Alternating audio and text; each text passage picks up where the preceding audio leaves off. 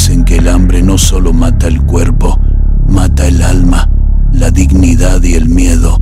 Yo, Juventino, lo sé bien. Vi a mis hijos marchitarse y no pude hacer nada.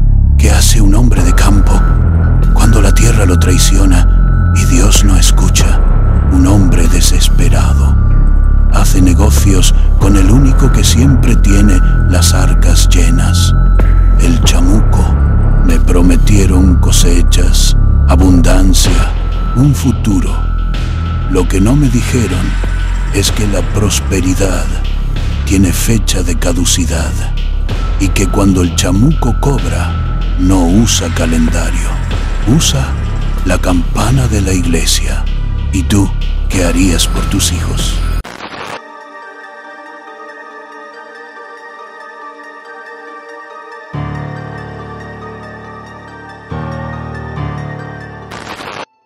Mi nombre es Juventino. La gente me conoce, o me conocía, como un hombre de fe, de manos duras y voz ronca por los años y el tabaco. Pero la fe, como el agua, tiene un límite cuando la tierra se vuelve un hueso reseco. Nuestra desgracia no fue un aguacero o una plaga, fue el olvido de Dios y el olvido de la lluvia. El pueblo, San Gregorio, era antes un vergel, una joya escondida en los altos de Jalisco. Recuerdo el olor del maíz tierno después de una tormenta, ese aroma a tierra mojada que te llenaba los pulmones de esperanza. Ahora solo olía a polvo, a sudor viejo y a la sal de las lágrimas secas. La sequía llevaba casi 3 años. No era una escasez, era una tortura lenta, una mano invisible apretando la garganta de cada familia. La gente emigró, vendió lo poco que tenía o simplemente se dejó morir, sentada en el portal, esperando un milagro que nunca llegaba. Yo me quedé por Sofía y Miguel, mis hijos. Esa tarde de martes, el calor era sofocante, mis costillas se marcaban bajo la camisa gastada y el hambre era una náusea permanente. Sofía tosía un poco. Miguel dibujaba con un palo en el suelo agrietado, fingiendo que las líneas eran ríos caudalosos. «Papá», dijo Sofía con la voz fina, «ya se acabaron los frijoles». Esa frase no era una pregunta, era una sentencia. Sentí un puñetazo en el estómago, pero no por el hambre, sino por la vergüenza. Un hombre debe proveer. Yo les había prometido a ellos y a Elena, mi difunta esposa, que nunca les faltaría nada. Murió antes de que esta desgracia se asentara. Una bendición a medias, supongo, pues al menos ella no vio esto. Pero su ausencia era ahora un vacío que el miedo llenaba por completo. «Ya vuelvo, mi vida», les dije, forzando una sonrisa. «Voy a el refugio del sol, a ver si don Lupe me fía otro poco de ese pinole que guardaba». Caminé hacia la cantina, sintiendo cada paso como una carga de piedra. Las casas de adobe parecían esqueletos bajo el sol rojo de la tarde. La plaza, antes centro de vida, era ahora un desierto de tierra pulverizada. El refugio del sol, la cantina, era el último punto de reunión del pueblo, un mausoleo de esperanzas perdidas. Cuando entré, el cambio de temperatura fue brutal. Era un frío que venía de dentro, un presagio. El lugar estaba casi vacío. Don Lupe, el cantinero, limpiaba una barra que no tenía ni una gota de alcohol, pues ya casi nadie podía pagar. Me senté en el rincón más oscuro, ese donde la madera huele a historias viejas y tristeza. Lupe negó con la cabeza antes de que yo hablara. «Lo siento, Juventino, ya te debo yo más a ti de lo que puedo pagar. Lo que tengo es agua turbia del aljibe». Mi diálogo interno era un grito mudo. «No hay. Se acabó. Mañana, ¿qué? ¿Les daré a mis hijos a beber la tierra?» La desesperación me hizo cerrar los ojos con tanta fuerza que vi estrellas rojas. Era el fin. Estaba listo para arrodillarme ante el polvo y rogar por una muerte rápida. Y entonces lo vi, sentado en una mesa que jamás había sido utilizada. En la sombra opuesta había un hombre. No era del pueblo. Traje negro, impecable, sin una mota de polvo a pesar de la sequía. Zapatos lustrados y un sombrero de ala ancha que ocultaba su rostro, dejando solo visible una barbilla afilada y unos labios que parecían dibujar una sonrisa permanente. No había llegado, simplemente estaba. Sentí un escalofrío que no era natural, como si el alma me hubiera dado un pellizco de advertencia. Don Lupe, por su parte, parecía paralizado, los ojos fijos en el forastero con una mezcla de terror y fascinación. El hombre golpeó suavemente la mesa, un sonido seco que resonó en el silencio. Su voz, cuando habló, fue suave, profunda. No hablaba, sino que parecía susurrar directamente dentro de mi cabeza. No te agobies, Juventino. Te veo. Veo tu dolor, la angustia de tus noches y el temblor de la mano de tu niña. Me levanté de golpe, tan rápido que la silla raspó el suelo. ¿Quién es usted? ¿Cómo sabe mi nombre? Él inclinó la cabeza y el ala del sombrero se movió lo justo para que yo viera un destello, no de ojos, sino de algo parecido al carbón incandescente. Soy alguien que entiende de deudas, de necesidades y de precios. Un amigo del hombre desesperado extendió una mano enfundada en un guante blanco inmaculado y empujó hacia mí un vaso de caballito lleno de un líquido ámbar que brillaba como oro líquido. Mezcal. Lupe, detrás de la barra, murmuró un rezo, pero no se movió. El miedo lo había clavado al suelo. ¿Qué te está pareciendo hasta ahora? ¿Ya sentiste un escalofrío? Cuéntanos en los comentarios. Tu tierra, continuó el forastero, sin levantar la voz. Sé que está muerta. Sé que tu hijo pide pan en sueños. Te propongo algo sencillo, Juventino. Yo te doy la lluvia, la cosecha, la abundancia. Tu familia nunca más conocerá el hambre. Tus hijos irán a la escuela, tendrán zapatos nuevos y Sofía dejará de toser. ¿Te parece un buen trato, hombre de fe? Yo, Juventino, el hombre que solo había orado y labrado la tierra, ahora estaba frente a la encarnación del deseo prohibido. Mi mente gritaba, ¡es el diablo! ¡Corre! Pero mi corazón de padre, susurraba, ¿y si no? ¿Y si es la única manera de salvarlos? ¿Cuál es el precio, señor? Logré balbucear, sintiendo la garganta seca. El hombre rió, una risa que sonó como el crujir de cuero viejo, y se inclinó. El precio es lo único que te queda, Juventino. Tu alma te la presto, por así decirlo. Y cuando llegue la hora de la liquidación, tú lo sabrás. La campana de la iglesia de San Gregorio, esa que lleva años muda por el óxido, tocará por ti. Cuando escuches ese toque, saldrás de tu casa, vendrás a la plaza y me seguirás sin mirar atrás, sin despedidas. ¿Aceptas? Me quedé allí, viendo el mezcal. Una decisión de vida o muerte, o más bien, de vida para ellos y muerte eterna para mí. El destino de mis hijos pendía del temblor de mi mano. El silencio se rompió con el sonido de mi mano estrellándose contra el vaso. Sentí la quemadura del mezcal en mi palma. El vaso estaba helado, pero el líquido, al tocar mi piel, irradiaba un calor seco, como el de un día de verano en el infierno. Mi diálogo interno era un campo de batalla. Es una locura. Estás condenando tu eternidad por unos años de frijoles. Pero la imagen de Miguel chupando el dedo por hambre, la visión de Sofía enflaqueciendo, aplastó toda teología. El amor paternal es un veneno que te obliga a hacer hasta lo impensable. Acepto, dije, con una voz que no reconocí, grave y hueca. El forastero no sonrió, solo asintió con un gesto lento. Inteligente, no te arrepentirás de este día, Juventino. Brindemos.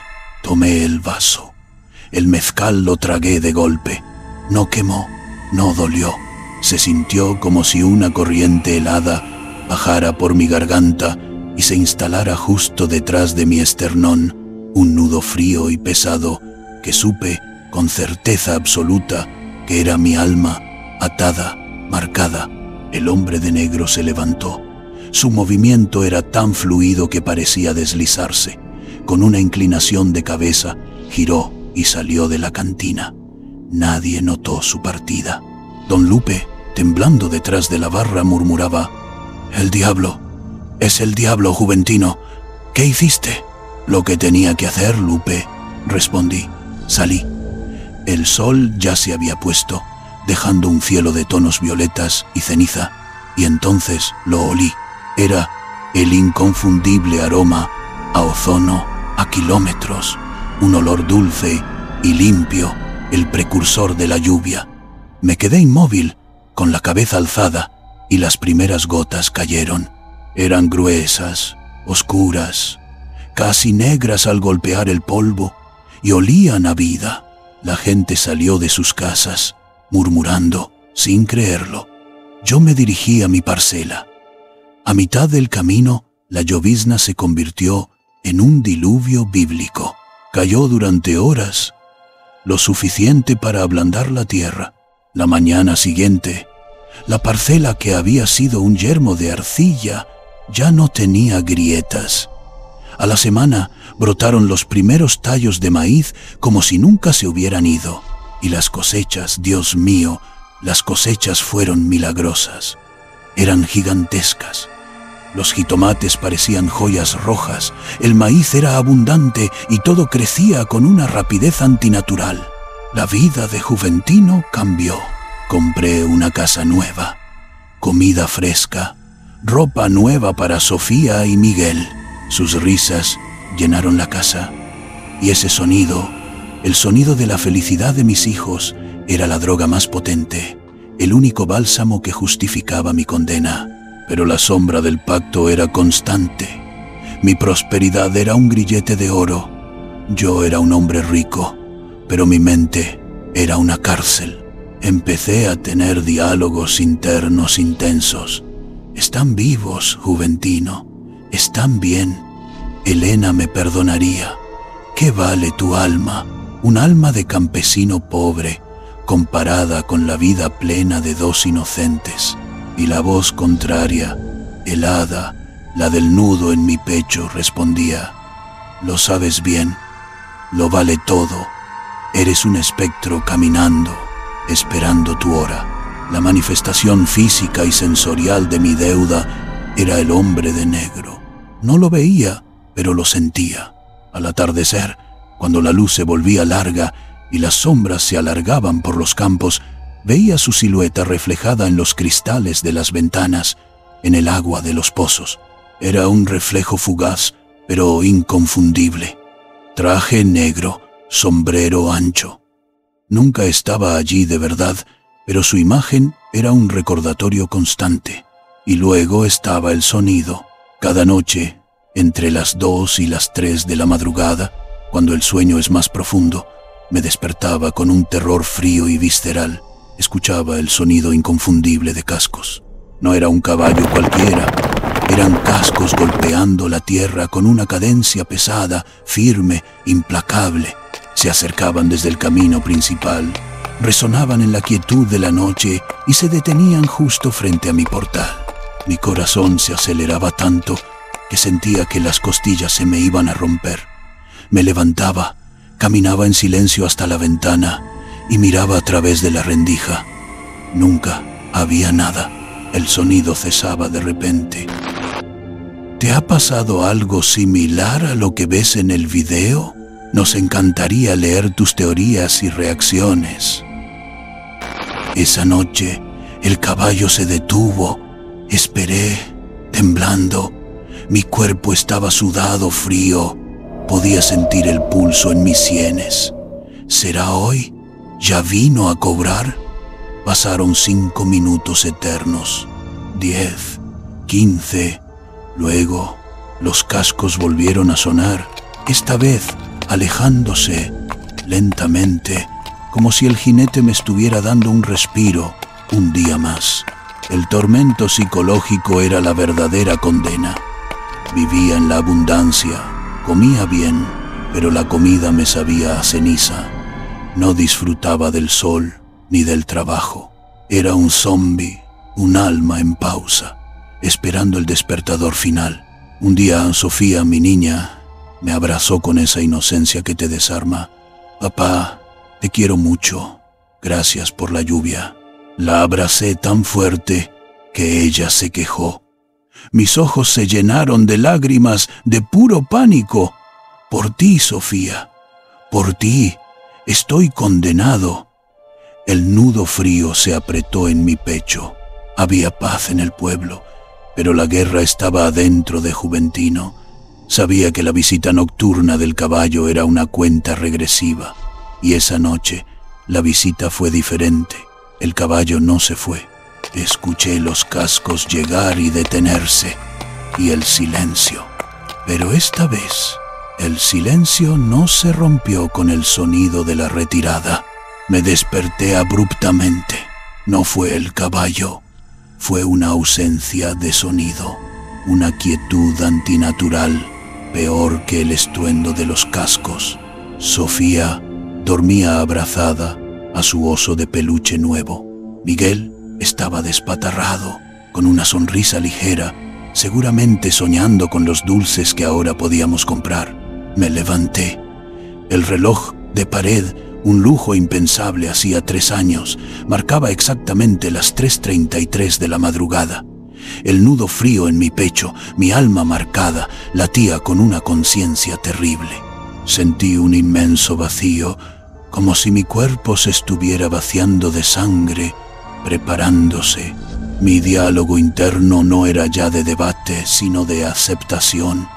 Llegó la hora, no hay negociación, no hay escape. Les compré tiempo, vida y comida. El trato fue justo, Juventino. Sé valiente ahora. Caminé descalzo hacia la ventana, me atreví a mirar. La noche estaba clara, pero el aire se sentía espeso.